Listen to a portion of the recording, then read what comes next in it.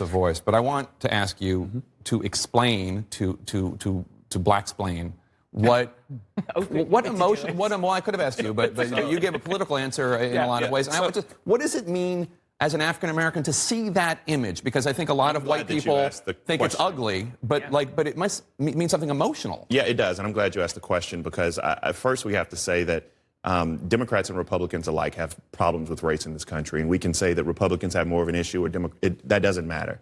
Racism is in the fabric of the United States of America.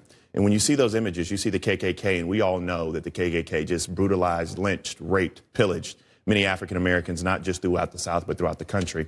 And I think that many times white people do not understand what blackface means. When you have your son and he's going out in blackface for a costume, or your son goes to prep school or one of these elite day schools and they dress up in blackface, basically what it means is that you're calling me nigger. The reason I say that is because blackface goes back to the mid-19th century, where people were dressing up in minstrel shows showing African Americans to be lazy, to be ignorant, to be hypersexual, and to be all out disrespectful to our culture.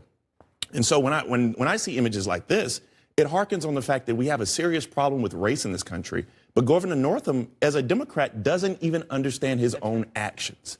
And so it's very traumatizing when we sit here and critique it, because I'm like, Jake and everyone else, I'm like, can people just not be racist? Right. I mean, can that be the bar? And Democrats who want to he and haw, I have no time for you. I'm glad that most people came to the trough early, because we need to set a standard that racism will not be tolerated in our party and our political discourse right now, especially in 2000. And the last thing I'll tell you, Jake, because this is equally important. We talk about systemic racism all the time. And the fact that you have doctors who dress up in blackface, who wear KKK garb. Yeah, there was at least one other image in that same yearbook of a different person in blackface. That goes to question. You have these doctors.